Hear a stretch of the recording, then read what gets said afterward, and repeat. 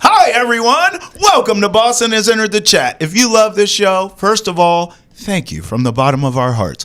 But also, check out Hold My Banner, available on Nessun as well. Ante Campbell and I break down all the latest with the Celtics and around the NBA. Check us out on YouTube, Spotify, Apple, Amazon, and wherever else you get your podcast. Hey, here we go. Boston has entered the chat.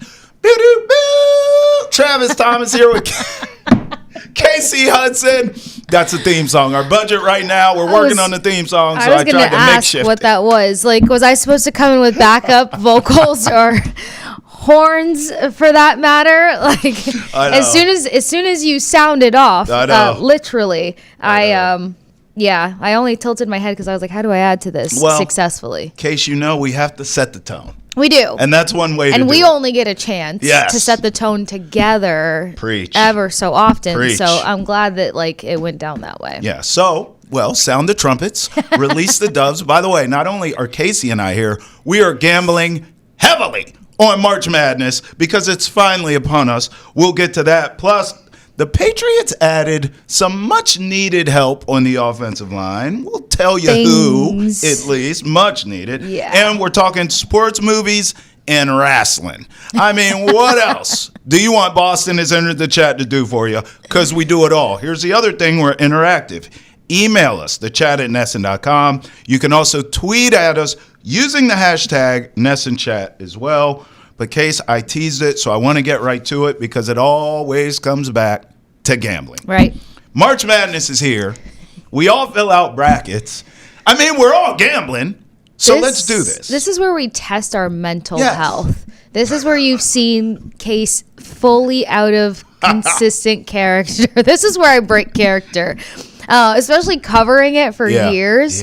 Yeah. This is, you think you're good one time, enter the next year and something happens and then you just don't know how to act. So I fair warn everyone, don't lose, don't break character, okay? Well, I break character constantly because I have so many characters in the repertoire.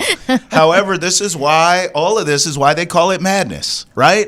It's literal March Madness because we've all gone mad. Yep. So what are you betting on here? So sticking with the men's side for a minute, I know that we're favorably seeing Duke, Florida, Auburn, talk of the town. Yeah. But I'm also hearing a lot of whispers for us to keep a close eye on Arkansas. Some Razorbacks out there. Why? You got guards on this roster that already fit the NBA formula, for one. For two, defense has just been such a big theme. I mean, it's always going to be a theme, but it's been a tremendous theme in terms of like which teams have surpassed the top talked about teams heading into March Madness. And Arkansas has, like, they fit the bill. They're one of those teams that are kind of coming in that format. The other thing that you always want to look at with March Madness, adding to the madness, is the fact that any team sitting between that 5th, 6th, and 7th ranking, they're the ones that kind of break the mold and come in at value for one and sneak an upset for two. And you can at least count on 2 to 3 upsets when it comes to March Madness. So I'm leaning at a Razorback, and for them to make the Sweet 16 at plus 640, it's kind of sexy. Yeah, it is. Yeah. All right, I like that. Well, I'm actually looking right now. I mean, Pig Suey, Arkansas here, the 10, as you said, taking on number 7, Kansas. And right now, Case, Kansas is favored by 4.5 points. I mean, I'm all over that. I'll roll with you on this. I don't know if I'm going to make the Sweet 16 bet, but certainly in that first game, and for your bet to hit for the Sweet 16, you would even put like some pizza money on the Sweet 16? Yeah, I'll roll with you. By the way, I mean, there's good pizza in Providence, which is where this game is being played. So, Case, if we really want to go full-blown madness here, we could gamble on this game, you could gamble on Arkansas, and we could do it all in Providence. I mean, it's fantastic. So I love that game. I'm going to give you one. I think you went first day, right? Is that a Thursday game? Yeah, you did. I'm going Thursday as well, the nightcap. Last game on Thursday. UNC Wilmington against Texas Tech. Ooh. I have 2 bets in this game that I really like in this game. UNC Wilmington is a team I watch win the CAA. They're extremely athletic. They're a senior-laden team, which tells me the moment won't be too big. They have experience. True. They're taking on a Texas Tech team that's one of the highest-scoring teams in the country. Offense, not an issue. They don't play great defense, and that's good here. So there's 2 bets I like. I like UNC Wilmington to cover the big number, 15.5 in that game. I think they could win this game. This could be on upset alert. I'm not going to go cray-cray and go money line. It's not March cray-cray. It's March Madness. Right. So I'm just going to go twinge madness. Yeah, I'll take them to you're cover. You're going to tweak a little bit, but you're not going to go off the edge. Yeah, so this is a 3 and a 14 in terms of seeding, okay? I'm going to take UNC Wilmington to cover that big number at 15.5. And I already told you there's not going to be any defense in this game. Took a little gander at the total. What is 143.5. I'm going over. Now, if you're conservative with this stuff, you can bet both individually. No problem. Straight bets. You don't have to have a parlay party. You don't have to. But it is March Madness. If you wanted to parlay both of these together like I do, payout nearly 3-1. Cha-ching! Give me UNC Wilmington to cover 15.5. Give me the over 143.5. Little parlay action for March Madness. I love it. That's a game I'm on individual game basis. Do you have any? So you gave me a Sweet 16. Do you have like a natty? Like who do you got winning this whole thing? Oh, okay. Well, before we jump to that, because you threw in a responsible approach, and I feel like I should equally match your energy right there. If you don't want to jump on the whole Arkansas Sweet 16 plus 640, the spread. Spread sitting at 4.5 plus 152 money line for Arkansas to cover. I also like this because narrow spread. I mean, no, it's not within 2, but still quite narrow. But also, here's this: these games can come down to like accuracy on free throws, right? Arkansas is actually like underestimated in their consistency in the free throw column. So those narrow margins, those small details, Arkansas has the capability to keep this one close. So if you don't want to jump into the Sweet 16, plus money for the spread is one way to lean. Total sitting at 145 on that one also.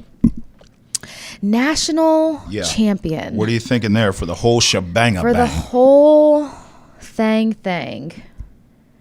I struggle with this one. You know, because Florida just kind of speaks to me in this one. Me too. When you're talking about complete rosters, in each phase of the game, they're hot right now. And then also just historically, when they have teams and engines that run like this, what they do and where their consistency lies, I couldn't overlook Florida as much as I would want to. On a consistent basis. I couldn't agree more. In fact, I mean, I bet on it. I have Florida to win the whole thing. I got it at plus 380, but, you know, I wish I got it earlier in the season. But, look, the SEC is historically good this year. And Auburn and Florida, as good as Tennessee and some of these other teams were, I thought Auburn and Florida were the most complete teams, to your point, and also just consistent, going wire to wire. They never fell off a cliff at any point during the season. They were pretty consistent. Florida just got hotter later, and we know won the SEC title game, but Auburn's just as good. Here's my Final Four. I have Auburn and Florida, so it's kind of chalky on that side. I have them playing each other. And then I didn't want to go chalk on the other side. I wanted madness. I went BYU, a team I've watched all year, go on the road and get big wins. And so during the regular, this is why. That's even when point. Case, when it's football season, I don't watch a ton of college basketball regular season. But as football season starts to come to an end and we start looking at the playoffs, I'm like, I start paying more attention to teams that are hot as we go into conference tournaments. Good point. BYU was one of those teams. So I have them in the Final Four, and I have UCLA in the Final Four. Defensive, gritty team, Cronin coaching there. So I kind of went, I'll bet on those two, BYU and UCLA, for upsets along the way. But I went chalk, and I went Florida. I went Florida over UCLA in my title game. So I have Florida winning it all. You got so Florida we're in lockstep going to the there. bank. Yeah, we're right there. I like the point out of BYU. When you can kill it on the road, That says a lot to me, It's especially when it comes to any sort of bracket or bracketology. I'd like to think that I'm good on this. Any reason to veer away from Arizona or Wisconsin? Yeah, I don't trust.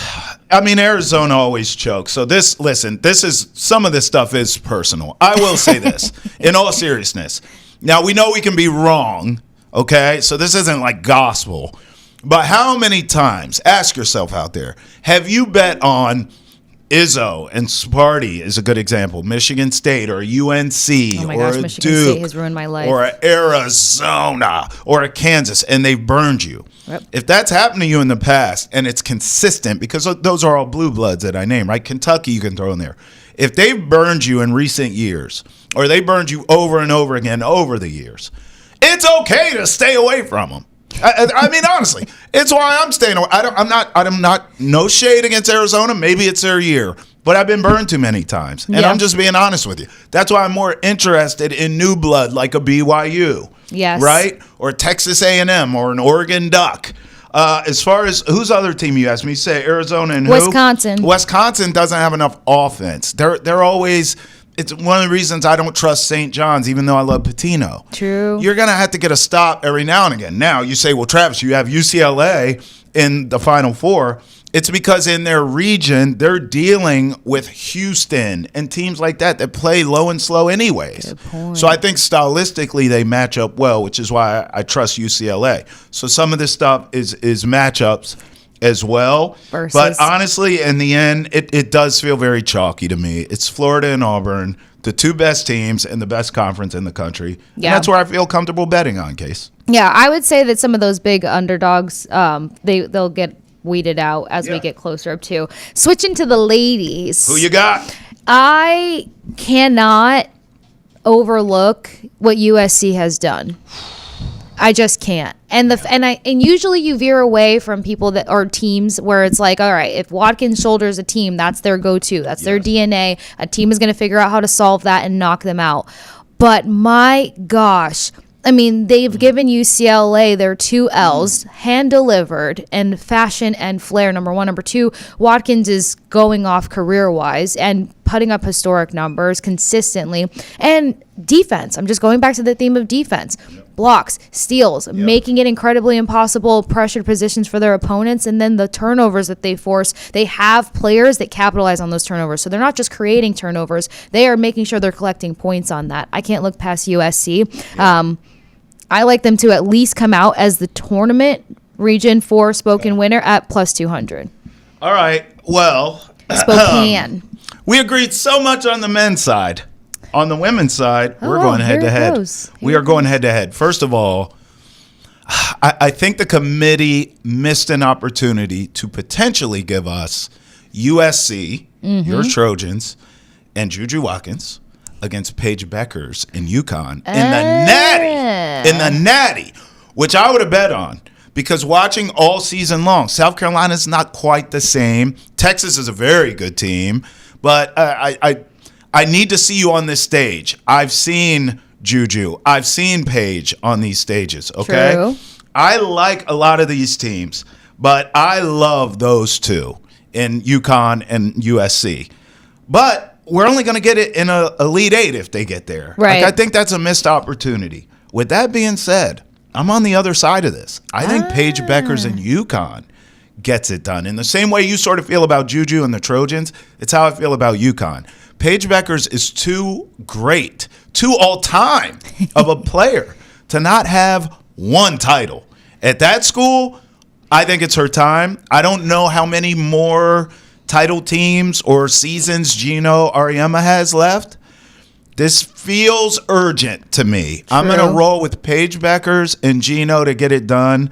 I'm going UConn to win the whole thing. My thing is like because we know defense has to play a supporting role, right? Yeah. So like where do you trust UConn's defense in the supporting role to Paige's performances? I think it's a good point. I also think they've had injury issues, including Paige. Including Paige, very true. Now, granted, I'll give them some credit here. Generally, that's happening at the worst time, like towards the end of the regular season, in the conference tournament time, and they go into their tournament banged up. Or Paige has been outright before. Right. This season, no such issue. They're healthy. Gino's team, if they need to get timely stops, I have no doubt they'll do it. I'm going UConn. So but look, most people are predicting what we're saying. Right. Either USC or UConn. Again, South Carolina's a little bit down. Quickly, my Final Four, I do have UCLA. I think both the men and the women make it. Right. I have UConn, as I told you, winning the whole thing. South Carolina, although not as strong this season. And then I think Notre Dame's being slept on. They have the toughest region. They're the 3rd seed. I like Notre Dame, so that's my Final Four. They've repped well. I'll say I think South Carolina's going to get a little sneaky there. You've heard the press conferences where they say that they manufactured their schedule to make sure they competed around the top opponents around the perfect time of their schedule. Yes. So I think that they have propelled themselves to peak at the right point. March Madness is that point. So I wouldn't count them out, but I just want to see Juju Watkins and company just continue to sail. We're going to find out. Hey, the Patriots get some much-needed help on the offensive line. We'll do that in 30 seconds. But first, for more on March Madness and the latest in the NBA, check out Nesson's Basketball Podcast, Hold My Banner. It's available on YouTube, Spotify, Apple, Amazon, and wherever else podcasts are found. All right, Case, here we go. What's trending? 2 things that are trending in the sports world right now. We have 3 minutes on the clock for each topic. Let's go here. Patriots sign Viking center Garrett Bradbury to a 2-year deal worth $12 million, including $3.8 million guaranteed. Listen, this isn't the end of it. But I'll take it because they need all the help they can get. Yep. Well, just to piggyback off of that, and everybody who tunes in to Boston has entered the chat, you guys heard me and George go on a whole spiel about where they're going to try to plug in that veteran presence.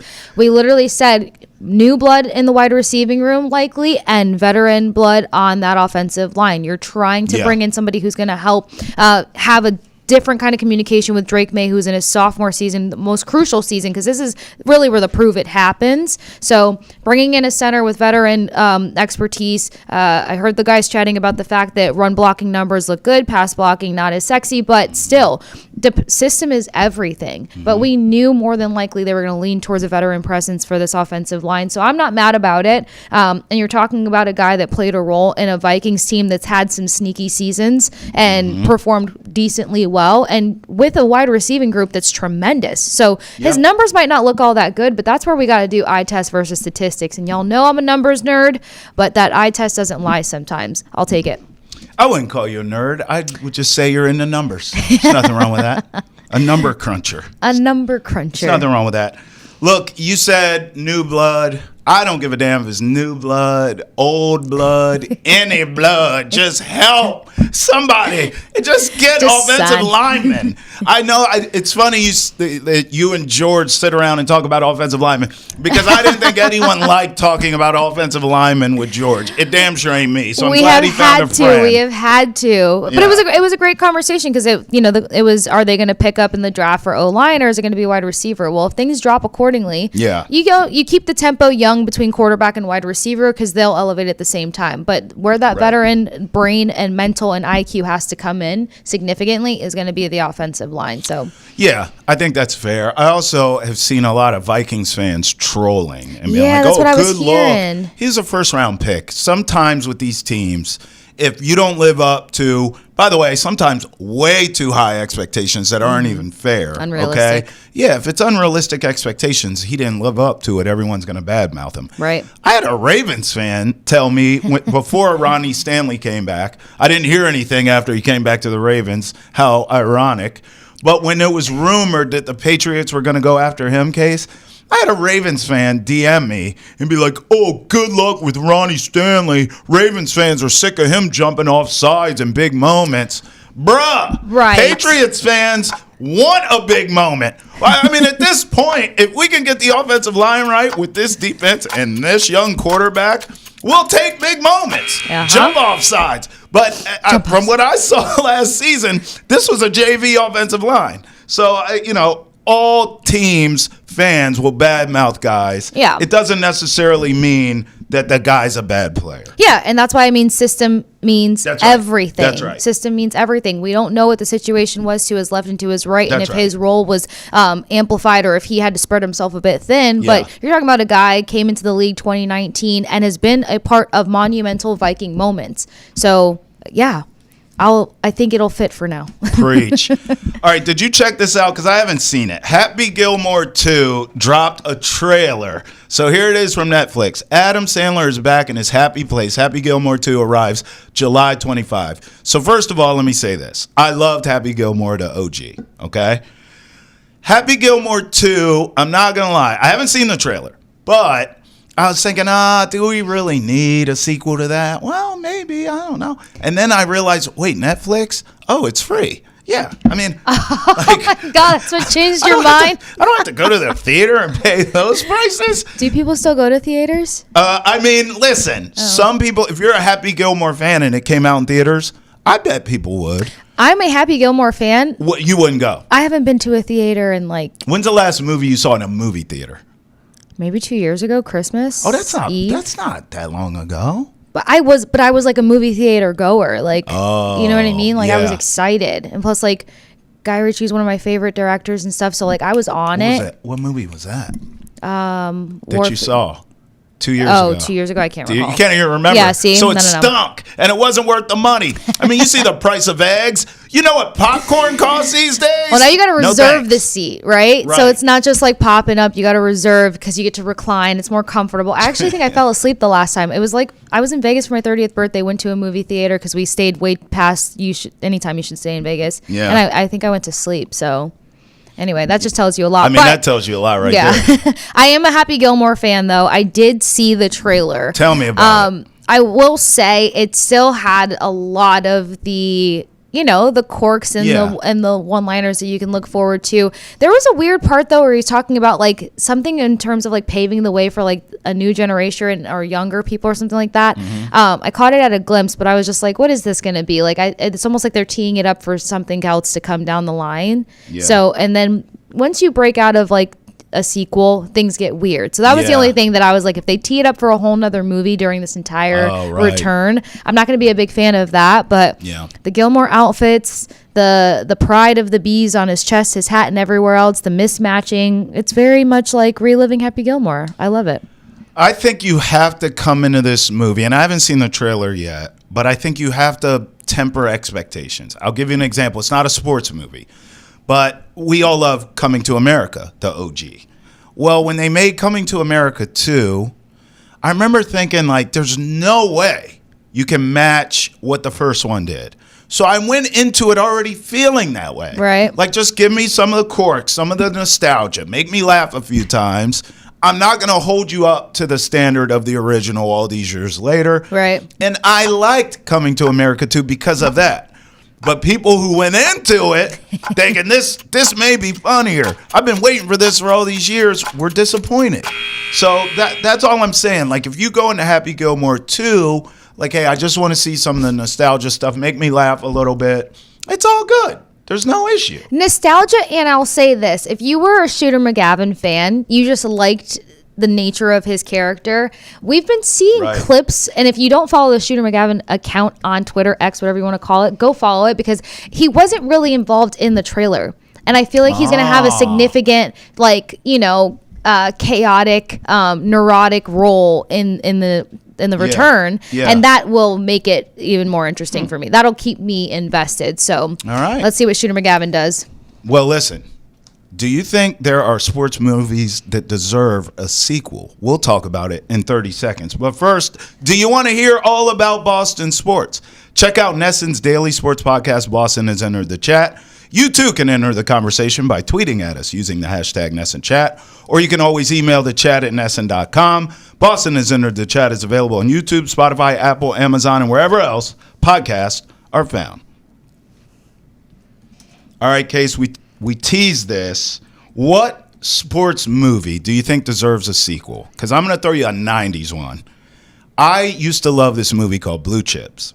It had Shaq in it. It had Penny in it when Penny was good at basketball at the height of his career. And it was about college kids getting paid illegally back then, right? To go to these big colleges and all the world of like slimy recruiting. Well, now it should have a sequel based in the present day where it's still slimy, but it's legal with NIL, with NIL and transfer portal. Slimy but legal. Yeah, I would love to see a modern twist on Blue Chips. So Blue Chips 2, the only guy in the world that's voting for that, moi. I'll keep mine simple. All right. Grew up in a household with a lot of love for Kevin Costner. Oh. Bull Durham. Oh. Never got a sequel. There wasn't even conversation about a sequel. And plus, you're talking about a little bit of rom-com energy, which is going to fall right there for me. Humor, rom-com, Kevin Costner. Give me a sequel. I love that. He's still shining, and he's looking for work to do outside of Yellowstone. That's so true. Costner, still the man. Still that dude. Hey, we'll talk some wrestling to end this fine program. But first, stream the entire Red Sox season with a NESN 360 annual plan. It's available at an all-new reduced price of just $20 a month, paid annually for a limited time. Get 4 free tickets to Fenway with your purchase. Visit NESN360.com to sign up today. All right, Case, let's do a little wrestling with the Ringside Review. Of course, our boys, Athan and Keagan, get you caught up on all the latest with the Monday Night Raw on Netflix. Welcome into another edition of Ringside Review. I am Athan Hristodulu, once again joined alongside by Keagan Stiefel. We got some Monday Night Raw action to go over. John Cena finally speaking and breaking his silence since turning heel at Elimination Chamber. The Women's World title picture is slowly but surely forming into the triple threat that Keagan and I seem to be pretty much sure about at this point. Jey Uso and Gunther continue to just kind of attack each other in what is, in my opinion, a lackluster build towards Mania and a disappointment in my eyes. IC title picture gets wider and wider. And also just a quick note from SmackDown that I think we can get into really quickly, Keagan, before we get going. But firstly, how are we feeling right now? Road to WrestleMania? We enjoying it? There's too much time between the Rumble and WrestleMania this year. I know they pushed back WrestleMania, like a week or maybe even 2 weeks? I think 2 weeks. Yeah, I can feel the 2 weeks. It feels like it's been dragging along a little bit. Yeah, I'm definitely with you on that. I feel like this is a change of pace, and I wonder if the Rumble ends up getting scooted back because of that. I like that there's more time to add story, but when you look at a build like Jey and Gunther and what they've got going on, I'm like, okay, this is a feud that could have ended a week ago, and I would have been okay with it. But quick note from SmackDown before we dive into the Raw stuff. Charlotte Flair, Tiffany Stratton, they're set to face off at WrestleMania, getting into an all-out brawl. I don't think anyone is ever disappointed when stuff like this goes on. I'm starting to get a little bit more sold on this match. I was already kind of in on it. I knew that this was something that was possibly inevitable once the Charlotte Flair return was announced for the Royal Rumble. She was my favorite to win the Royal Rumble, and I was not surprised that she ended up coming out with the victory. But now we have them getting into it. Stratton's holding her own. I want to ask you, Keagan, Charlotte Flair, the unstoppable force, the woman that wins all the championships in WWE. She is literally the women's version of John Cena, Ric Flair with the title she's won. Do you think that Stratton has any shot of coming out at WrestleMania champion?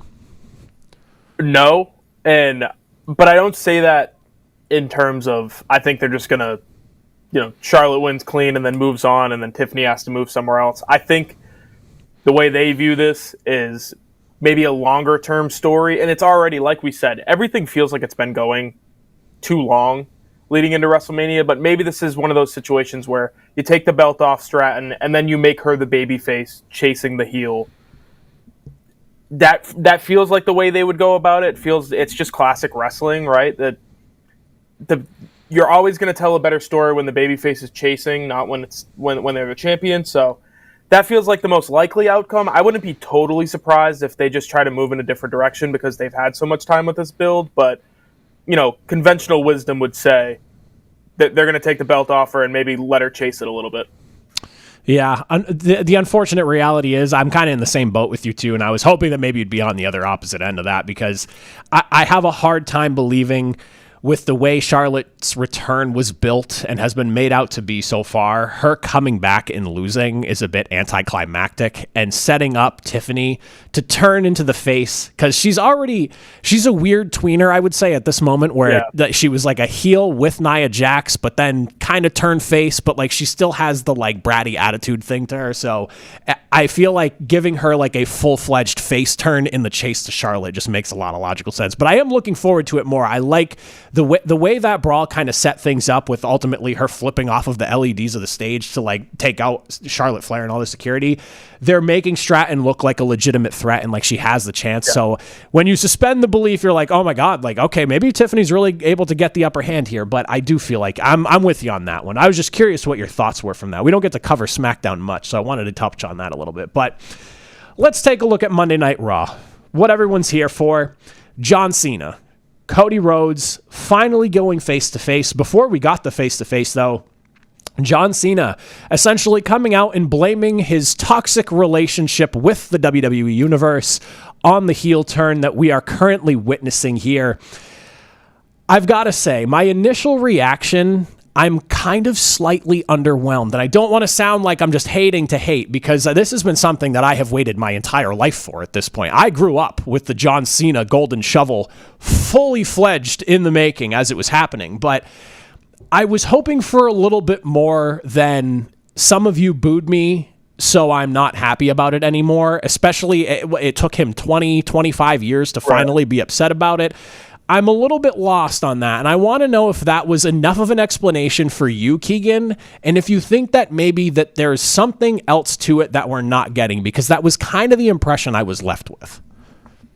I believe because they know how long they have to get to WrestleMania, and they know where they're going, that maybe they're just giving us sprinkles of the truth, maybe. I loved aspects of this. I think the line about him saying, you wanted a new John Cena, but you're going to get the same guy because I'm not changing. You're the people who forced, the way I approach this to change, but as a human, I'm not changing. I still stand for the same things. I'm still going to wear my stupid t-shirts. I'm going to come out to the same song. I thought that was great because we talked about last week. I said, maybe he'll come out no music and he won't speak. And it'll be a full, you have to wait till WrestleMania to get the new John Cena. I like the idea of, I'm not changing. I'm not in the wrong. You're in the wrong, which is classic heel. The best heels in wrestling are the guys who make good points. They're just kind of a dick about it. And I think that's where they're going here. But in terms of the segment itself, I think it maybe went on a little too long. That was about 15 minutes of John Cena just talking. And it was great, and there were great aspects to it. Saying he was in an abusive relationship is just classic crybaby heel stuff. And then it kept going, and you were waiting for Cody to interrupt or whatever it might be. I was expecting a brawl, but they've done that a little too much in other aspects of the show, so I liked aspects of it. I think they did a good job leading into it. I like that they didn't get physical. It was more of a Cody Rhodes saying, I want to fight John Cena. I don't want to fight a crybaby and a completely different version of the person that I grew up, or I went through this business idolizing. I liked that. It went on a little too long. There are still parts to this that I can't see. How are they going to make it all come together into one cohesive story? I don't know. But they got some good clips out there. I know TikTok's going to be going crazy. They'll have the 1 minute clip of him yelling at a little kid, and it'll be great. Oh, absolutely. I mean, the shot of the kid when he was calling him out, basically right there, calling him toxic. I mean, poor guy. He's just there to see John Cena, and he got a full-blown camera shot and everything. And he looked just as shocked as everybody else was when he did it. I do like that you pointed out some of the things that Cena said, because what really did hit home for me was that, like you had mentioned, we had talked about what is this heel turn going to look like, the music, and you looked at all over the internet. It was the constant speculation. This should be the song he comes out to. I was saying he should come out in a suit, full-fledged business Cena, this is for the company, full-blown, I wanted to see the whole nines. And we got literally the same exact guy telling all of us we were wrong for expecting anything different, and then telling us that, see, we're the problem. He made his point by doing nothing different, and the ability to do that I thought was really awesome and unique in a way. The one thing that I'm stuck on right now is just that it feels like there is a missing piece that we're probably not going to get till we get a little bit closer to WrestleMania. We might not even get till further down the line, because my expectation is Cena wins at WrestleMania. He has a bit of a run as a heel champion, and we get to see what that would look like as well. I feel like it would be very short-lived if he goes heel for Mania, loses, and then has a face run the rest of the way. It wouldn't make any sense to me. So my expectation is heel Cena with a championship, and we figure out more so why he is acting the way he is acting, because I find it hard to believe that somebody like him, the way he has been as a character on our TV screens for 20 some odd years, is just, well, you guys were booing me the whole time too, so now I'm mad about it, and I'm just deciding now during my farewell tour to let you know and get like an inside view on how I really feel. That doesn't do it for me. I feel like there's a bigger answer there. The other thing I want to ask you about, because this is something that I've kind of felt for the last year, I'm bigger on Cody Rhodes than I think some people are. Like, it depends on who you talk to. Like, there's the diehard Rhodes fans, and then there's like a very large group of people that aren't really big on him and feel like he's forced. After seeing the ovation that we got for Cody last night, or yesterday afternoon on Raw, the way the crowd sang for him, cheered for him, we had to sit there and just listen to them sing for him in the ring before he even got to say anything. And then I go back to other PLEs from like within the last year with him as champion. I go back to like France when he was defending his title against AJ. He is so over, not only just for this company, but when I look outside of the US, because I feel like he's not as over in the US as he is outside overseas. He's reaching the popularity heights that Roman had, for that 4-year stretch that he had as champion. And I dare say, reaching those Rock and Stone Cold heights from the Attitude Era. He's getting reactions with the crowd that I don't think we have genuinely seen in a very long time. Am I off on that? Is Rhodes as big of a deal as I'm making him out to be right now? Because I didn't feel like this. I had kind of, but I was like, I didn't feel justified in those feelings until yesterday when I watched that crowd basically pour their love out to him. You're 100% right. And having you explain it the way you did, and also I've thought this a little bit in the past too, he's the American nightmare, Cody Rhodes, and he is the most popular when he gets out of the United States. Like, anytime they're overseas, people lose their minds for Cody Rhodes. And I think that in and of itself, like, America is the heels of the world right now. And he's still being like the face, looking like Homelander with the American flag all over his tights and stuff like that. They still love him. And I think because when they go overseas, the fans that end up in these crowds are the diehards. They're people who follow along not just on TV, but the business side, whatever it might be. I think they see him as the definition of perseverance and the story of he had to leave and he had to start his own company and all that. We've all talked about it. We've heard about it, whatever it might be. You can see that kind of come to life in one person. So he's a little bit of hope for if you love a wrestler and they're not at a level that you want them to be right now, maybe they can get there. There's always hope that they can get there. So I think that's part of it.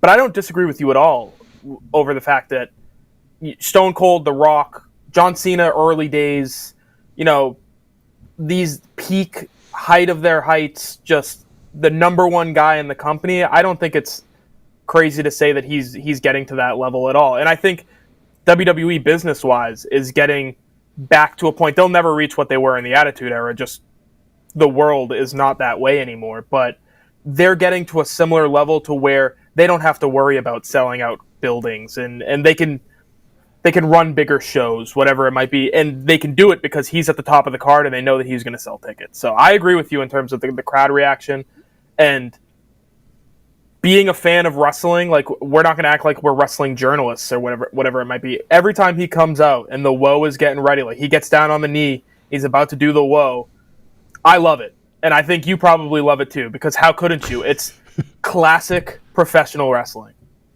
Absolutely. I'm glad that I'm glad to hear you say that, because this is something that I feel like I've been stewing on for the last year, but I wasn't quite sure about it. And last night, or yesterday afternoon, whatever it was, it solidified my feelings towards it. I've very much enjoyed the story arc of Cody Rhodes persevering, leaving WWE, doing what he did with AEW, and then coming back, and now he's this mega star to the level that, I mean, you have to wait on the crowd when you're overseas to have them basically, again, pour their hearts out to him and show him so much love and respect. I'm excited to see where this goes, and I really feel like we're at a point right now where Cody Rhodes is carrying the company on his back to the same level that Roman Reigns was, and if you're disagreeing with that, you either love Roman Reigns and hate the fact that Cody kind of took the torch from him at this point, but I'm left just wondering every single week now, what is going to be going on with Cody Rhodes? And I wasn't like that even just a handful of months ago. It's one of those things that I'm slowly but surely just buying into what's going on. And then last night we get Cody. He obviously has what he has to say to John Cena about basically asking the question that I feel like even I'm asking myself is like, who the hell is this guy that we're watching whine and complain about the fans? Cody asks himself that. And then from there we go into, all right, he has what he has to say about John Cena, drops the mic, and walks right out. Cena doesn't even get a chance to respond.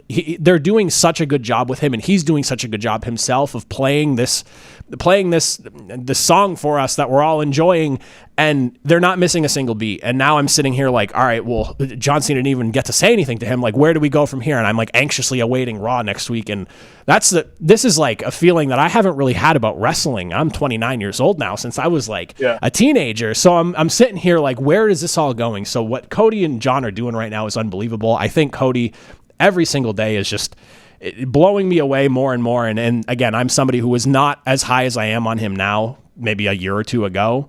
And it's impressive what we've got going. Outside of Cody and John, though, other things did happen on Monday Night Raw. The Women's World Heavyweight Championship match is going to be a triple threat. Rhea Ripley once again interrupting the ceremonial contract signing that we got. Tried powerbombing, keyword tried, powerbombing Io Sky through a table on top of Bianca. The table did not sell. Ouch on that one. That looked rough. But also, it seems like Rhea is going to be playing this desperate character. I'm still caught in the same place of Io Sky playing a little bit of second fiddle, because the back and forth was literally just Bianca and Rhea again, and I don't really know how they circle back from that. But this is kind of the inevitable outcome we thought we were going to get. Surprised? Yes, no? What do you think? Not surprised. I'll say that.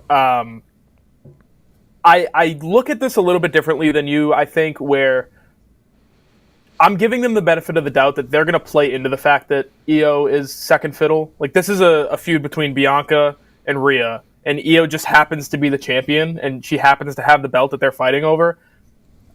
And maybe that's just me hoping that they go about it this way, because I think you can tell a great story there, where Io Sky essentially goes in as the third wheel, and throughout the match at WrestleMania, I think you can tell a great story and have her either come out on top or do something that costs herself the title because she's trying to showcase her abilities. Like, we've seen her moonsault off of everything in the world. Maybe she tries something like that, and it ends up high risk, high reward, and she ends up losing it, whatever it might be. So they can tell a really great story there.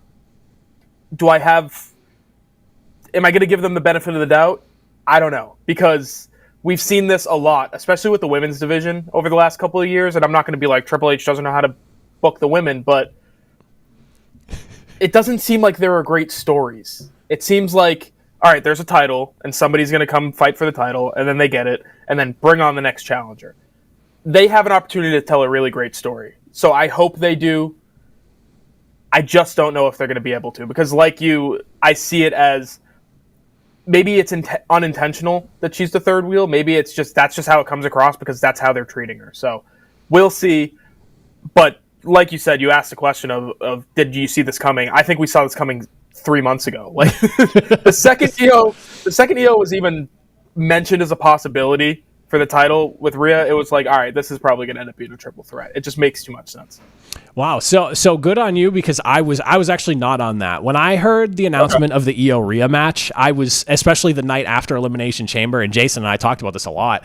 It didn't make sense to either one of us, and we thought it was just going to be some throwaway. Maybe it had to do with Rhea not being on the Elimination Chamber card, so just giving her a title match and maybe a close call that sets up her and whoever wins the Women's Elimination Chamber match. So I was actually way off on that. But since that moment, and what we've seen over the last couple of weeks, my genuine fear is just Io not getting the time that she deserves, or the spotlight that she deserves in this current situation. And like you said, and this is a total conversation for another day, because I have actually some pretty strong opinions on how the women get booked a lot. My concern is the story that is potentially there to be told does not get executed to the level it should. And right. That would be a disappointment in my eyes, because there are times where I think fairly the WWE and Triple H get criticized for their lack of ability to book strong women's matches and strong women's storylines at times. And you have a good one here that's brewing.